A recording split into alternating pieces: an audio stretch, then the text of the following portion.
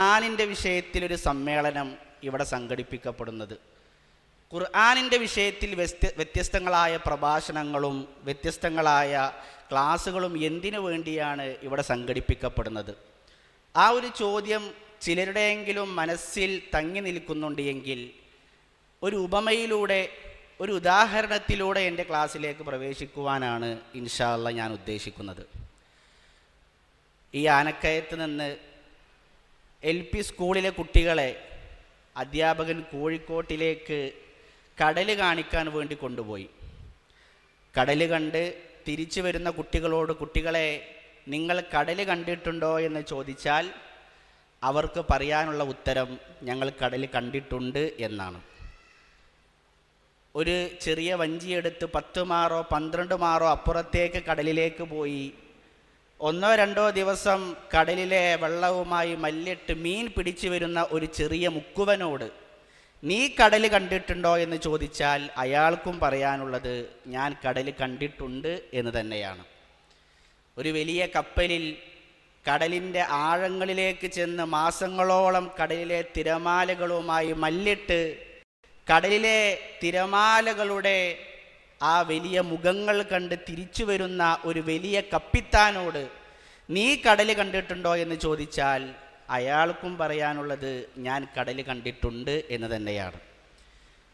വലിയ ആധുനിക സജ്ജീകരണങ്ങൾ ഉപയോഗിച്ചുകൊണ്ട് കടലിൻ്റെ ആഴങ്ങളിലേക്ക് ചെന്ന് കടലിൻ്റെ മാസ്മരികതയും അത്ഭുതങ്ങളും കണ്ടുവരുന്ന ഒരു സ്ക്യൂബ ഡൈവറോട് നീ കടൽ കണ്ടിട്ടുണ്ടോ എന്ന് ചോദിച്ചാൽ അയാൾക്കും പറയാനുള്ള ഉത്തരം ഞാൻ കടൽ കണ്ടിട്ടുണ്ട് എന്ന് തന്നെയാണ്.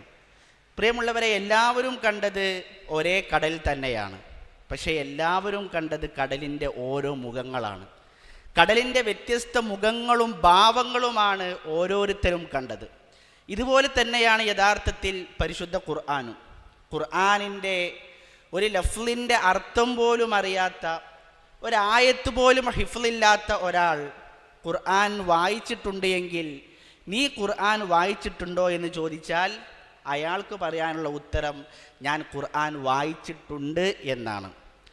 പരിശുദ്ധ ഖുർആൻ മുഴുവൻ ഹിഫ്ലാക്കിയ ഒരു ഹാഫിലിനോട്, അതിൻ്റെ അർത്ഥസഹിതം അത് ഹിഫ്ലാക്കിയ ഒരു ഹാഫിലിനോട് നീ ഖുർആൻ വായിച്ചിട്ടുണ്ടോ എന്ന് ചോദിച്ചാൽ അവനും പറയാനുള്ള ഉത്തരം ഞാൻ ഖുർആൻ വായിച്ചിട്ടുണ്ട് എന്നാണ്. ഒരു ദർസിൽ പോയി ഒരു ഉസ്താദിൻ്റെ കീഴിലിരുന്ന് ഖുർആൻ്റെ തഫ്സീർ സഹിതം ഓരോ ലഫ്ലുകളും ഖുർആനിൽ കൈവച്ചോതിയ ഒരു മുദരിസ്, ഒരു വിദ്യാർത്ഥിയോട് നീ ഖുർആൻ വായിച്ചിട്ടുണ്ടോ എന്ന് പറഞ്ഞാൽ അവനും പറയാനുള്ള ഉത്തരം ഞാൻ ഖുർആൻ വായിച്ചിട്ടുണ്ട് എന്നാണ്. ലേണിംഗ് ക്ലാസ്സുകളിൽ ബോർഡിൽ ഖുർആൻ എഴുതി ഓരോ ലഫ്ലുകളുടെയും തഫ്സീർ സഹിതം അർത്ഥം പഠിച്ച് അത് ജനങ്ങൾക്ക് പകർന്നു കൊടുക്കുന്ന ഒരു പ്രബോധകനോട്, ഒരു പണ്ഡിതനോട് നീ ഖുർആൻ വായിച്ചിട്ടുണ്ടോ എന്ന് ചോദിച്ചാൽ അയാൾക്കും പറയാനുള്ള ഉത്തരം ഞാൻ ഖുർആൻ വായിച്ചിട്ടുണ്ട് എന്ന് തന്നെയാണ്. പ്രിയമുള്ളവരെ, കടൽ കണ്ടതുപോലെ തന്നെ ഓരോരുത്തരും കണ്ടത് ഖുർആനിൻ്റെ വ്യത്യസ്ത ഭാവങ്ങളാണ്. ഓരോരുത്തരും കണ്ടത് ഖുർആനിൻ്റെ വ്യത്യസ്ത മുഖങ്ങളാണ്. ഖുർആൻ എന്ന് പറഞ്ഞാൽ യഥാർത്ഥത്തിൽ ഓരോ തവണ വായിക്കുമ്പോഴും ഓരോ തവണ പഠിക്കുമ്പോഴും അതിൻ്റെ മാസ്മരികതയും അതിൻ്റെ അത്ഭുതങ്ങളും നമുക്ക് ബോധ്യപ്പെട്ടുകൊണ്ടിരിക്കും എന്നുള്ളതാണ്. അതുകൊണ്ട് തന്നെ മരണം വരെ ഖുർആനിൻ്റെ പഠനം നമ്മുടെ ജീവിതത്തിൽ ഉണ്ടായിരിക്കേണ്ടതുണ്ട്. നമുക്കുള്ള എല്ലാ ബർക്കത്തുകളും അല്ലാഹു സുബ്ഹാനഹു നിശ്ചയിച്ചിട്ടുള്ളത് ഈ പരിശുദ്ധ ഖുർആനിൽ തന്നെയാണ്. അതുകൊണ്ട് തന്നെ ഇൻഷാ അല്ലാഹ് ഒരല്പസമയം ഖുർആനിൻ്റെ ആശയങ്ങളിലൂടെ നിങ്ങളുമായി സഞ്ചരിക്കാനാണ് ഞാൻ ഉദ്ദേശിക്കുന്നത്. റസൂലുള്ളാഹി സ്വല്ലല്ലാഹു അലൈഹി വസല്ലമയുടെ കാലഘട്ടത്തിൽ നടന്ന വളരെ ശക്തമായ ഒരു യുദ്ധമായിരുന്നു ദാത്തുർ റിഖാൾ. ആ യുദ്ധത്തിൻ്റെ അന്ന് രാത്രിയിൽ സ്വഹാബത്തിന് കാവലിനായി യുദ്ധാർജിത സ്വത്തുക്കൾ, യുദ്ധോപകരണങ്ങൾ, ഇതിനെല്ലാം കാവലിനായി ചില സ്വഹാബത്തിന് ആവശ്യമുണ്ട്. അതിന് റസൂലുള്ളാഹി സ്വല്ലല്ലാഹു അലൈഹി വസല്ലം 2 സ്വഹാബത്തിനെ തിരഞ്ഞെടുത്തു. ഒന്ന് ഉബാദ് ഇബ്നു ബിശ്ർ റളിയല്ലാഹു അൻഹു, 2 അമ്മാർ ഇബ്നു യാസിർ റളിയല്ലാഹു അൻഹു. അപ്പോൾ അവർ 2 പേരും ഒരു ധാരണയിലെത്തി. 2 പേരും ഉറക്കമിളക്കണ്ട, ഒരാൾ കുറച്ചു നേരം കിടന്നുറങ്ങാം, ആ സമയത്ത് മറ്റവൻ ഉറങ്ങട്ടെ. അർദ്ധരാത്രി പിന്നിട്ടാൽ ഉറങ്ങുന്നവൻ കാവൽ നിൽക്കട്ടെ, അപ്പോൾ കാവൽ നിൽക്കുന്നവന് കിടന്നുറങ്ങാം. അങ്ങനെ അവരൊരു ധാരണയിലെത്തി. ഉബാദ് ഇബ്നു ബിശ്ർ റളിയല്ലാഹു അൻഹു കാവൽ നിൽക്കാൻ ഒരുങ്ങി. അമ്മാർ ബിൻ യാസിർ റളിയല്ലാഹു അൻഹു ഉറക്കത്തിലേക്ക് പോയി. ഉബാദ ബിൻ ബിശ്ർ റളിയല്ലാഹു അൻഹു നിസ്കാരത്തിലേക്ക് വേണ്ടി കൈകെട്ടി. അദ്ദേഹം ഖുർആൻ ഓതി നമസ്കാരം ആരംഭിച്ചു. ശത്രുക്കൾ തൊട്ടടുത്താണ് തമ്പടിച്ചിട്ടുള്ളത്. ഉബാദ ബിൻ ബിശ്ർ റളിയല്ലാഹു അൻഹുവിൻ്റെ ശബ്ദം കേട്ട് ശത്രുക്കൾക്ക് മനസ്സിലായി ഇന്ന ഭാഗത്താണ് മുസ്ലിമീങ്ങൾ തമ്പടിച്ചിട്ടുള്ളത്. ശബ്ദം കേട്ട ഭാഗം ലക്ഷ്യമാക്കി ശത്രു ഒന്നാമത്തെ അമ്പെയ്തു. ആ അമ്പ് ഉബാദ ബിൻ ബിശ്ർ റളിയല്ലാഹു അൻഹുവിൻ്റെ ശരീരത്തിൽ തറച്ചു കയറി. പക്ഷേ അദ്ദേഹം പാരായണം അവസാനിപ്പിച്ചില്ല. ശത്രു രണ്ടാമത്തെ അമ്പെയ്തു. ആ അമ്പും അദ്ദേഹത്തിൻ്റെ ശരീരത്തിൽ തറച്ചു കയറി. രക്തം വാർന്നൊലിക്കുമ്പോഴും അദ്ദേഹം പാരായണം അവസാനിപ്പിച്ചില്ല. ശത്രു മൂന്നാമത്തെ അമ്പെയ്തു. തൻ്റെ ശരീരം കുഴയുകയാണ് എന്ന് മനസ്സിലാക്കിയപ്പോൾ ആ നിസ്കാരം ഉപേക്ഷിക്കുകയും അമ്മാർ ബിൻ യാസിർ റളിയല്ലാഹു അൻഹുവിനെ അദ്ദേഹം വിളിക്കുകയും ചെയ്തു. ആ രംഗം കണ്ടയുടനെ അമ്മാർ റളിയല്ലാഹു അൻഹുവിൻ്റെ ചോദ്യം, മാ മനഅക അൻ തുഖിലനി ഫി അവ്വലി സഹ്മിൻ റുമിയ ബിഹ്. ഉബാദെ, ഒന്നാമത്തെ അമ്പ് കൊണ്ടപ്പോൾ എന്നെ വിളിക്കാമായിരുന്നില്ലേ? ആദ്യ അമ്പ് ഏറ്റപ്പോൾ എന്തുകൊണ്ട് എന്നെ വിളിച്ചില്ല? അതിന് അദ്ദേഹം നൽകിയ മറുപടി, കുന്തു ഫീ സൂറത്തിൻ അഖ്റഉഹാ. അമ്മാറെ, ഞാനൊരു സൂറത്തിൻ്റെ പാരായണത്തിലായിരുന്നു. വഹിയ സൂറത്തുൽ കഹ്ഫ്.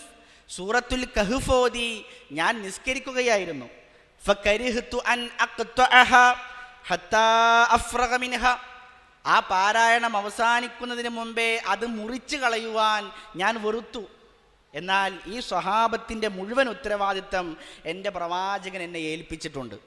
അതില്ലായിരുന്നുവെങ്കിൽ മൻ സ്വറഫ്തു, ഞാൻ എൻ്റെ പാരായണം അവസാനിപ്പിക്കുമായിരുന്നില്ല, എൻ്റെ നിസ്കാരം അവസാനിപ്പിക്കുമായിരുന്നില്ല എന്ന് പറയുന്ന ചരിത്രം നമുക്ക് കാണുവാൻ സാധിക്കും. പ്രിയമുള്ളവരെ, ഈ ചരിത്രം ആമുഖമായി ഞാൻ സൂചിപ്പിച്ചത് ഇതായിരുന്നു സ്വഹാബത്തിന് ഖുർആനുമായുള്ള ബന്ധം. ഖുർആനിനെ അവർ ഹൃദയത്തിൽ ചേർത്ത് വെച്ചതിൻ്റെ ചരിത്രങ്ങളാണ് നമ്മൾ കേട്ടുകൊണ്ടിരിക്കുന്നത്. അവരുടെ ഹൃദയത്തിലേറ്റ മുറിവിനേക്കാൾ വലിയ സ്വാധീനം ഖുർആൻ അവരുടെ ജീവിതത്തിൽ ചെലുത്തി എന്നുള്ളതാണ് ഏറ്റവും വലിയ അത്ഭുതം. ഈ ചരിത്രം മുന്നിൽ വെച്ചുകൊണ്ട് ഞാൻ നിങ്ങളുടെ ഹൃദയത്തിലേക്ക് ഇട്ടുതരുന്ന ഒന്നാമത്തെ ചോദ്യം, ഖുർആനിനെ ഇത്രയധികം സ്നേഹിച്ച, ഖുർആനിൻ്റെ ഭാഗമായി തീർന്ന ഒരു ജനതയുടെ പിൻഗാമികളായ നമുക്ക് എന്താണ് ഖുർആനുമായുള്ള ബന്ധം?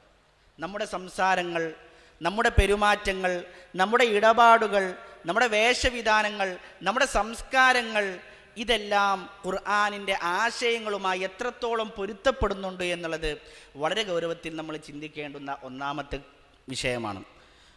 ലോകത്തിലേക്ക് കടന്നു വന്ന മുഴുവൻ പ്രവാചകന്മാർക്കും അവർ പ്രവാചകന്മാരാണെന്ന് തെളിയിക്കുന്നതിന് അള്ളാഹു മുഅ്ജിസത്തുകൾ നൽകിയിട്ടുണ്ട്. എല്ലാ പ്രവാചകന്മാർക്കും നൽകിയിട്ടുണ്ട്. മഹാനായ മൂസാ നബി അലൈഹി സ്വലാത്തു വസ്സലാമിൻ്റെ മുഅ്ജിസത്ത് 20-ാം അധ്യായം സൂറത്തു ത്വാഹയിൽ അള്ളാഹു സുബ്ഹാനഹു വതആല പറയുന്നുണ്ട്. 17, 18, 19 ആയത്തുകളിൽ ആ വിഷയം അള്ളാഹു പറയുന്നുണ്ട്. വമാ തിൽക ബിയമീനിക യാ മൂസ. മൂസ, എന്താണ് നിൻ്റെ വലത് കൈയിലുള്ളത്? ഖാല ഹിയ അസായ്. അള്ളാഹ്, അതൊരു വടിയാണ്. അതവക്കഉ അലൈഹ, ഞാനിങ്ങനെ നടന്നു പോകുമ്പോൾ കുത്തി നടക്കാനും, വ അഹുഷു ബിഹാ അലാ ഗനമി, എൻ്റെ ആടുകൾക്ക് ഇല പൊട്ടിച്ചു കൊടുക്കാനും, വലിയ ഫിഹ മആരിബു ഉഖ്റ, വേറെയും ചില ആവശ്യങ്ങൾക്കൊക്കെ വേണ്ടി കൊണ്ടു നടക്കുന്നൊരു വടിയാണ്. ഫഅൽഖിഹ യാ മൂസ, എങ്കിൽ മൂസ അതും നിലത്തേക്കിടൂ. ഫഅൽഖാഹ ഫഇദാ ഹിയ ഹയ്യത്തുൻ തസ്ആ, അത് നിലത്തിട്ടപ്പോൾ ചലിക്കുന്ന പാമ്പായി മാറി എന്ന് അള്ളാഹു സുബ്ഹാനഹു വതആല. അത് മൂസാ നബി അലൈഹി സ്വലാത്തു വസ്സലാമിൻ്റെ മുഅ്ജിസത്താണ്. 38-ാം അധ്യായം സൂറത്തു സ്വാദിൻ്റെ 18-ാമത്തെ ആയത്തിൽ ദാവൂദ് നബി അലൈഹി സ്വലാത്തു വസ്സലാമിൻ്റെ മുഅ്ജിസത്ത് അള്ളാഹു പറയുന്നുണ്ട്. ഇന്നാ സഖർനൽ ജിബാല മഅഹ് യുസബ്ബിഹ്ന ബിൽ അശിയ്യി വൽ ഇശ്റാഖ്, രാവിലെയും വൈകുന്നേരവും തസ്ബീഹ് ചൊല്ലുന്ന രൂപത്തിൽ പർവ്വതങ്ങളെ നാം അദ്ദേഹത്തിന് കീഴ്പ്പെടുത്തി കൊടുത്തു എന്നാണ്. ഈ പ്രവാചകന്മാരെല്ലാം വഫാത്താകുന്നതോടുകൂടി ആ പ്രവാചകന്മാരുടെ മുഅ്ജിസത്തുകളും ഇല്ലാതായി പോവുകയാണ്. ഇന്ന് ചില പുരോഹിതന്മാർ വാദിക്കുന്നത് പോലെ ഇഷ്ടമുള്ള സമയത്ത് ഇഷ്ടമുള്ള രൂപത്തിൽ ഉപയോഗിക്കാൻ കഴിയുന്ന ഒന്നല്ല മുഅ്ജിസത്ത്. അത് അള്ളാഹു സുബ്ഹാനഹു വതആലയുടെ കൽപ്പന വരുമ്പോൾ മാത്രമാണ് സംഭവിക്കുന്നത്. ആ പ്രവാചകന്മാർ വഫാത്താകുന്നതോടുകൂടി അവരുടെ മുഅ്ജിസത്തുകളും ഇല്ലാതായിപ്പോയി. എന്നാൽ അവസാന പ്രവാചകനായ മുഹമ്മദ് നബി സല്ലല്ലാഹു അലൈഹി വസല്ലമക്ക് അള്ളാഹു നൽകിയ ഏറ്റവും വലിയ മുഅ്ജിസത്തായ പരിശുദ്ധ ഖുർആൻ, അത് ലോകാവസാനം വരെ നിലനിൽക്കുന്ന, ലോകാവസാനം വരെ മനുഷ്യനെ അമ്പരപ്പിക്കുന്ന, ലോകാവസാനം വരെ മനുഷ്യനെ അത്ഭുതപ്പെടുത്തിക്കൊണ്ടിരിക്കുന്ന ഒരു ഗ്രന്ഥമാണ്. ആ അത്ഭുതം സ്വഹാബത്ത് തിരിച്ചറിഞ്ഞു, അന്ന് ജീവിച്ചിരുന്ന മുശ്രിക്കുകൾ തിരിച്ചറിഞ്ഞു. ഖുർആനിന് മുന്നിൽ അവർ മുട്ടുകുത്തിയെന്ന് നമുക്ക് ചരിത്രം വായിക്കുമ്പോൾ കാണുവാൻ സാധിക്കും. അതുകൊണ്ടാണ് അവർ പറഞ്ഞത് വൽഗൗ ഫീഹി ലഅല്ലകും തുഗ്ലിബൂൻ, നിങ്ങൾ ഖുർആൻ ഓതിക്കഴിഞ്ഞാൽ ബഹളമുണ്ടാക്കൂ, ആശയത്തിന് മുന്നിൽ പിടിച്ചു നിൽക്കാൻ സാധിക്കുന്നില്ല, അതുകൊണ്ട് വൽഗൗ ഫീഹ്, നിങ്ങൾ ഒച്ചയും വിളിയും ഉണ്ടാക്കൂ, ബഹളമുണ്ടാക്കൂ. 41-ാം അധ്യായം സൂറത്ത് ഫുസ്സിലത്തിൻ്റെ 26-ൽ അള്ളാഹു ആ വിഷയം പറയുന്നുണ്ട്. ഖുർആൻ വെല്ലുവിളിച്ചില്ലേ? നമ്മൾ ആലോചിക്കേണ്ട വിഷയം, ആരെയാണ് ഖുർആൻ വെല്ലുവിളിച്ചത്? ഇപ്പം ഈ കാലഘട്ടത്തിൽ പോലെ പിന്നെ കാമൂസും മുഞ്ചിതവും അറബി ഡിക്ഷണറി നോക്കി, അതുപോലെ അറബിക് ട്രാൻസ്ലേഷൻ നോക്കി, ജെമിനി ഉപയോഗിച്ച്, ചാറ്റ് GPT ഉപയോഗിച്ച് അറബി ഭാഷ പഠിച്ച് അങ്ങനെ ഖുർആനെ വെല്ലുവിളിക്കുന്ന, ഖുർആനെ പരിഹസിക്കുന്ന വിഡ്ഢികളായ നിരീശ്വരവാദികളെയല്ല അന്ന് ഖുർആൻ വെല്ലുവിളിച്ചത്. അന്ന് അറബി സാഹിത്യം അതിൻ്റെ ഉത്തുംഗതയിൽ എത്തി നിൽക്കുന്ന കാലഘട്ടത്തിൽ അന്നത്തെ അറബികളെ ഖുർആൻ വെല്ലുവിളിച്ചു. അറബി സാഹിത്യ തറവാട്ടിലെ തമ്പ്രാക്കന്മാരെ അന്ന് ഖുർആൻ വെല്ലുവിളിച്ചു. ഇന്നും ആ വെല്ലുവിളി ഖുർആനിൽ നിൽക്കുന്നില്ലേ? 17-ാം അധ്യായം സൂറത്ത് ഇസ്രാഇന്റെ 88-ൽ അള്ളാഹു ആദ്യം വെല്ലുവിളിച്ചു, ദാ ഈ ഖുർആൻ പോലുള്ള ഒരു ഗ്രന്ഥം നിങ്ങൾ കൊണ്ടുവരൂ. ജിന്നുകളും ഇൻസുകളും എല്ലാവരും ഒരുപോലെ ഒരുമിച്ച് കൂടിയാലും ലാ യഅ്തൂന ബിമിസ്ലിഹി, ഇതുപോലുള്ള ഒന്ന് കൊണ്ടുവരാൻ നിങ്ങൾക്ക് സാധിക്കുകയില്ല. വലൗ കാന ബഅ്ദുഹും ലിബഅ്ദിൻ ലഹീറ, എല്ലാവരും സഹായിച്ചാലും ശരി ഖുർആൻ പോലുള്ളൊരു ഗ്രന്ഥം കൊണ്ടുവരാൻ അവർക്ക് സാധിക്കുകയില്ല. ആ വെല്ലുവിളിക്ക് മുന്നിൽ അവർ പരാജയപ്പെട്ടപ്പോൾ 11-ാം അധ്യായം സൂറത്ത് ഹൂദിൻ്റെ 13-ാമത്തെ ആയത്തിൽ അള്ളാഹു രണ്ടാമത്തെ വെല്ലുവിളി, എങ്കിൽ ഈ ഖുർആനിലേതുപോലുള്ള ഒരു 10 സൂറത്തെങ്കിലും നിങ്ങൾ കൊണ്ടുവാ. അതും അവർക്ക് സാധിച്ചില്ല എന്ന് കണ്ടപ്പോൾ സൂറത്തുൽ ബഖറയിൽ അള്ളാഹു വെല്ലുവിളിച്ചു, എങ്കിൽ ഈ ഖുർആനിലേതുപോലുള്ള ഒരു സൂറത്തെങ്കിലും നിങ്ങൾ കൊണ്ടുവാ. ഫഅ്തു ബിസൂറത്തിൻ മിൻ മിസ്ലിഹി, സൂറത്തുൽ കൗസറിന് തുല്യമായ, സൂറത്തുൽ അസ്റിന് തുല്യമായ, സൂറത്തുൽ ഇഖ്ലാസിന് തുല്യമായ ഒരു സൂറത്തെങ്കിലും നിങ്ങൾ കൊണ്ടുവരൂ. 1400 വർഷങ്ങളായി ആ വെല്ലുവിളി ഇന്നും നിലനിൽക്കുകയാണ്. പ്രിയമുള്ളവരെ, ചില ആളുകളെങ്കിലും ആ വെല്ലുവിളി ഏറ്റെടുത്ത് ഖുർആനെതിരെ ആയത്തുകൾ രചിക്കാൻ തുനിഞ്ഞുവെങ്കിലും ആ രചനകളെല്ലാം ഇന്ന് കാലത്തിൻ്റെ ചവിറ്റുകൊട്ടയിലേക്ക് വലിച്ചെറിയപ്പെട്ടുവെങ്കിൽ ആ പരിശുദ്ധ ഖുർആൻ എത്രത്തോളം ഉന്നതമാണ് എന്ന് ആലോചിച്ച് നോക്കൂ. 1400 വർഷങ്ങൾക്ക് മുമ്പേ മുശ്രിക്കീങ്ങളെ വെല്ലുവിളിച്ച അതേ പരിശുദ്ധ ഖുർആനാണ് ഇന്നും നമ്മുടെ കൈകളിലുള്ളത്. ആ ഖുർആൻ നമ്മളെ എങ്ങനെ സ്വാധീനിച്ചു? ഇത് വളരെ ഗൗരവമുള്ളൊരു ചോദ്യമാണ്. ഖുർആനിൻ്റെ ഓരോ ലഫ്ലുകളിലും അള്ളാഹു സുബ്ഹാനഹു വ തആല അത്ഭുതം ഒളിപ്പിച്ച് വെച്ചിട്ടുണ്ട്. ഓരോ ലഫ്ലുകളിലും അത്ഭുതങ്ങൾ ഒളിപ്പിച്ച് വെക്കപ്പെട്ട ഗ്രന്ഥമാണ് പരിശുദ്ധ ഖുർആൻ. ചരിത്രത്തിൽ അറിയപ്പെട്ടൊരു പണ്ഡിതനാണ് അസ്മഈ. അസ്മഈ ഒരു ഭാഷാ പണ്ഡിതനാണ്. ഒരിക്കൽ അസ്മഈ ഇങ്ങനെ ക്ലാസ് എടുക്കുന്ന സമയത്ത് അസ്മഈ ഇങ്ങനെ ആയത്തോതി, അസ്സാരിഖു വസ്സാരിഖതു ഫഖ്തഉ ഐദിയഹുമാ, കട്ടെടുത്ത ആണാകട്ടെ മോഷ്ടിച്ച പെണ്ണാകട്ടെ അവരുടെ കൈകൾ കൊത്തണം, കൈകൾ വെട്ടണം എന്നൊരു ആയത്തിങ്ങനെ ഓതിയിട്ട് അവസാനം ഓതി, ഇന്നല്ലാഹ ഗഫൂറുർ റഹീം, അള്ളാഹ് എല്ലാം പൊറുക്കുന്നവനാണ് കരുണാവാരിധിയുമാണ്. സദസ്സിൽ നിന്നൊരാൾ എഴുന്നേറ്റെന്ന് ചോദിച്ചു, അസ്മഈ നീ ഓതിയത് എന്താണ്? ഇത് കലാമുള്ള അള്ളാഹിൻ്റെ കലാമാണ്. അല്ല അസ്മഈ, നീ ഓതിയത് അള്ളാഹിൻ്റെ ഗ്രന്ഥമല്ല. അസ്മഈയുടെ ചോദ്യം, നീ ഹാഫിളാണോ? അല്ല, ഞാൻ ഹാഫിളല്ല. ശരി, ഞാൻ ഓതിയ സൂറത്തുൽ മാഇദ നിനക്ക് ഹിഫ്ളുണ്ടോ? ഇല്ല അസ്മഈ, മാഇദയും എനിക്ക് ഹിഫ്ളില്ല. പിന്നെ നീ എങ്ങനെ പറയും ഞാൻ ഓതിയ തെറ്റാണ് എന്ന്? അസ്മഈ, നീ പരിശോധിക്ക്, ഖുർആൻ തുറന്നു വെച്ച് നീ പരിശോധിക്ക്. അസ്മഈ അകത്തേക്ക് ചെന്നു. പരിശോധിച്ചപ്പോൾ ഗഫൂറുർ റഹീം എന്നതിന് പകരം അസീസുൻ ഹക്കീം എന്നാണ്.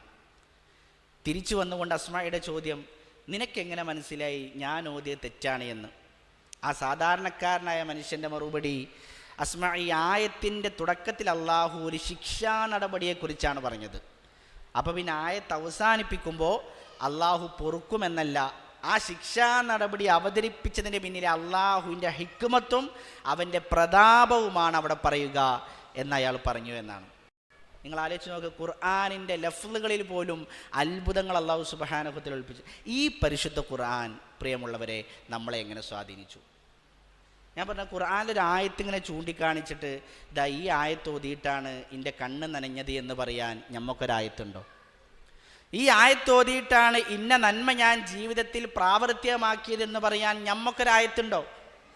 ഈ ആയത്തോതിയിട്ടാണ് ഇന്ന ഹറാമിൽ നിന്ന് ഞാൻ വിട്ടുനിന്നത് എന്ന് പറയാൻ ഞമ്മക്കൊരായത്തുണ്ടോ?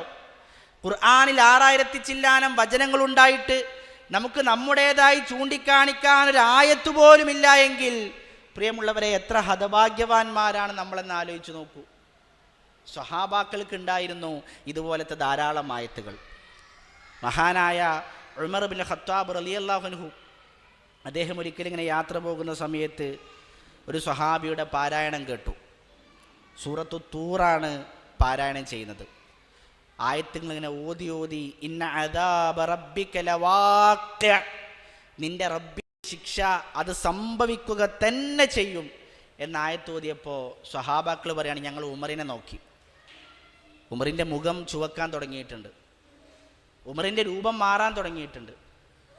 ഒരായത്ത് കേട്ടതിൻ്റെ പേരിൽ ഉമർ എന്ന സ്വഹാബി ഒരു മാസക്കാലത്തോളം രോഗിയായി എന്ന് പറയുമ്പോൾ എത്രയാണ് അവരുടെ ജീവിതത്തിൽ ഖുർആൻ സ്വാധീനിച്ചത് എന്ന് ആലോചിച്ച് നോക്കും. ആരാണ് ഉമർ? റസൂലുള്ളാഹി സ്വല്ലല്ലാഹു അലൈഹി വസല്ലം പറയാണ്, ലൗ കാന ബഅദീ നബിയ്യുൻ ലകാന ഉമർ, എനിക്ക് ശേഷം ഒരു പ്രവാചകൻ ഉണ്ടായിരുന്നുവെങ്കിൽ അത് ഉമറാകുമായിരുന്നു. ലഖദ് കാന ഫീമാ ഖബ്ലകും മിനൽ ഉമമി മുഹദ്ദസൂൻ, കഴിഞ്ഞുപോയ സമുദായങ്ങളിൽ വരാൻ പോകുന്ന കാര്യങ്ങൾ ഇൽഹാമിലൂടെ, അള്ളാഹു നൽകുന്ന ബോധനങ്ങളിലൂടെ വഹി പോലെ അറിയാൻ കഴിയുന്ന ചില ആളുകളുണ്ടായിരുന്നു. വഇയ്യകു ഫീ ഉമ്മത്തി അഹദുൻ, എൻ്റെ ഈ സമുദായത്തിൽ അങ്ങനെ ആരെങ്കിലും ഉണ്ടെങ്കിൽ ഫഇന്നഹു ഉമർ, അത് ഉമറാണ് എന്ന് റസൂലുള്ളാഹി സ്വല്ലല്ലാഹു അലൈഹി വസല്ലം പറയുന്നുണ്ട്. അത്രയും ശ്രേഷ്ഠതയുള്ള സ്വഹാബിയാണ്. പ്രവാചകൻ സല്ലല്ലാഹു അലൈഹി വസല്ലം സ്വർഗത്തിലേക്ക് കയറിയപ്പോൾ ഫറഅയ്തു ഖസ്റൻ മിൻ ദഹബ്, സ്വർണത്തിൻ്റെ ഒരു കൊട്ടാരം റസൂൽ സല്ലല്ലാഹു അലൈഹി വസല്ലം അവിടെ കണ്ടു. പ്രവാചകൻ സല്ലല്ലാഹു അലൈഹി വസല്ലം ചോദിച്ചു, ഇതാർക്കുള്ളതാണ്? മലക്കുകൾ പറഞ്ഞു, ലിശാബിൻ മിൻ ഖുറൈശ്, അത് ഖുറൈശികളിലെ ഒരു യുവാവിനുള്ളതാണ്. ലി ഉമർ ബിനുൽ ഖത്താബ്, അത് ഉമർ ബിൻ ഖത്താബിനുള്ളതാണ്. സ്വർഗത്തിലൊരു കൊട്ടാരമുണ്ട് എന്ന് ജീവിച്ചിരിക്കുന്ന സമയത്ത് പ്രവാചകന്റെ ചുണ്ടിലൂടെ സന്തോഷ വാർത്ത ലഭിച്ച സ്വഹാബിയാണ് ഉമർ ബിൻ ഖത്താബ് റളിയല്ലാഹു അൻഹു. ഒരിക്കൽ അദ്ദേഹം ഒരു സ്വപ്നം കണ്ടു. ഓരോരുത്തർക്കും കുപ്പായുണ്ട്. ചില ആളുകളുടെ കുപ്പായം നെഞ്ച് വരെ, ചില ആളുകളുടെ കുപ്പായം വയറ് വരെ. ഉമർ റളിയല്ലാഹു അൻഹുവിൻ്റെ കുപ്പായം ഞെരിയാണിക്ക് താഴെ വലിച്ചു വെക്കുന്ന അവസ്ഥയിലാണ്. റസൂലുള്ളാഹി സ്വല്ലല്ലാഹു അലൈഹി വസല്ലമയുടെ സ്വപ്നത്തെക്കുറിച്ച് പറഞ്ഞപ്പോൾ പ്രവാചകന് പറഞ്ഞു, അത് ദീനാണ്. ഓരോരുത്തരുടെയും ദീനിനനുസരിച്ച് ഓരോരുത്തർക്കുമുള്ള കുപ്പായമാണ്. ഉമറിൻ്റെ ദീന് പൂർണ്ണമാണ്. യാ അയ്യുഹല്ലദീന ആമനൂ ദുഖുലൂ ഫിസ്സിൽമി കാഫ, നിങ്ങൾ ദീനിലേക്ക് പ്രവേശിക്കേണ്ടത് പരിപൂർണമായിട്ടാണ് എന്ന് മനസ്സിലാക്കിയപ്പോൾ ദീനിലേക്ക് പൂർണ്ണമായി പ്രവേശിച്ച വ്യക്തിയായിരുന്നു ഉമർ ഇബ്നു ഖത്താബ്. ആ ഉമർ റളിയല്ലാഹു അൻഹുവിനെ കുറിച്ചാണ് പറയുന്നത്. ഒരു ആയത്ത് കേട്ടതിൻ്റെ പേരിൽ ഒരു മാസക്കാലത്തോളം രോഗിയായി. ഇത് ഉമറിലേൻ്റെ മാത്രം ചരിത്രമല്ല, സ്വഹാബ അബൂബക്കർ സിദ്ദീഖ് റളിയല്ലാഹുവിൻ്റെ ചരിത്രം ഇതുപോലെ തന്നെയാണ്. അബൂബക്കർ സിദ്ദീഖ് റളിയല്ലാഹു അൻഹു ഒരിക്കൽ പ്രവാചകൻ സ്വല്ലല്ലാഹു അലൈഹി വസല്ലം രോഗിയായി അവസാനം പള്ളിയിലേക്ക് പോകാൻ കഴിയാത്ത അവസ്ഥയിൽ പ്രവാചകൻ റബീഉൽ അവ്വൽ 12 തിങ്കളാഴ്ച ളുഹ സമയത്ത് വഫാത്തായി. അതിൻ്റെ തലേ വ്യാഴാഴ്ച മഗ്രിബിനാണ് അവസാനം പ്രവാചകൻ സ്വല്ലല്ലാഹു അലൈഹി വസല്ലം ഇമാമത്ത് എന്ന് നമസ്കരിച്ചത്. സൂറത്തുൽ മുർസലാത്ത് അതിൽ പാരായണം ചെയ്തു എന്നൊക്കെ ചരിത്രങ്ങളിൽ കാണാം. ഇശാഇന് വേണ്ടി ഒളു എടുക്കുന്നു. പ്രവാചകൻ സ്വല്ലല്ലാഹു അലൈഹി വസല്ലം ബോധം കെട്ട് വീഴുന്നു. ബോധം വരുമ്പോൾ ആയിഷ റളിയല്ലാഹു അൻഹയോട് ചോദിച്ചു, അസല്ലന്നാസ്, ആയിഷ ജനങ്ങൾ നിസ്കരിച്ചോ? ഇല്ല റസൂലേ, വഹും യന്തളിറൂനക്, അവർ താങ്കളെ കാത്തിരിക്കുകയാണ്. വീണ്ടും വൊളു ചെയ്യുന്നു, വീണ്ടും ബോധം കെടുന്നു. വീണ്ടും വൊളു ചെയ്യുന്നു, വീണ്ടും ബോധം കെടുന്നു. തനിക്ക് പള്ളിയിലേക്ക് എത്താൻ സാധിക്കുകയില്ല എന്ന് മനസ്സിലായപ്പോൾ പ്രവാചകൻ സ്വല്ലല്ലാഹു അലൈഹി വസല്ലം പറഞ്ഞു, മുറു അബാ ബക്രിൻ അയുസല്ലിയ ബിന്നാസ്, ആയിഷ അബൂബക്കറിനോട് പറ ജനങ്ങൾക്ക് ഇമാമത്ത് നിന്നോട് നമസ്കരിക്കാൻ. ആ സമയത്ത് ആയിഷ റളിയല്ലാഹു അൻഹ പറയുന്നുണ്ട്, റസൂലേ, എൻ്റെ ഉപ്പാനെ ഇമാമത്ത് നിർത്തരുത്. എൻ്റെ ഉപ്പ ഇമാമ നിന്നാൽ ഖുർആൻ ഓതിയാൽ കരയും. കരച്ചിൽ കാരണം ആളുകൾക്ക് ഖിറാഅത്ത് കേൾക്കാൻ പറ്റാത്ത അവസ്ഥയുണ്ടാകും റസൂലേ, അതുകൊണ്ട് എൻ്റെ ഉപ്പയോട് ഇമാമ നിൽക്കാൻ പറയല്ലേ. ആരാണ് അബൂബക്കർ സിദ്ദീഖ് റളിയല്ലാഹു അൻഹു? ഒരിക്കൽ അബൂബക്കർ റളിയല്ലാഹു അൻഹു ഉമർ റളിയല്ലാഹു അൻഹും ഒരു വഴക്കുണ്ടായി. അബൂബക്കർ സിദ്ദീഖ് റളിയല്ലാഹു അൻഹു ഒരു മോശപ്പെട്ട വാക്ക് ഉമർ റളിയല്ലാഹു അൻഹുവിനെ വിളിച്ചു. പിന്നീട് ഒരുപാട് ക്ഷമ ചോദിച്ചു. പക്ഷേ ഉമർ റളിയല്ലാഹു അൻഹു പൊരുത്തപ്പെട്ടു കൊടുത്തില്ല. അബൂബക്കർ റളിയല്ലാഹു വേഗം പ്രവാചകൻ്റെ അരികിലേക്ക് ഓടി.